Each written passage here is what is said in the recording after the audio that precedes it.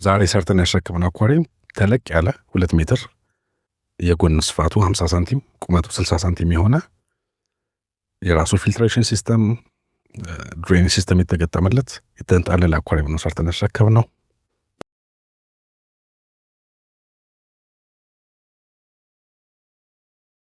እዚህ ጋር ደግሞ እንደምታዩት ካንሲስተር ወይም ደግሞ ኤክስተርናል ፊልተር ገጥመንለታል። በጣም አቅም ያለው ትሪፕል ሌየር የሆነ ፊልተር ተገጥሞለታል።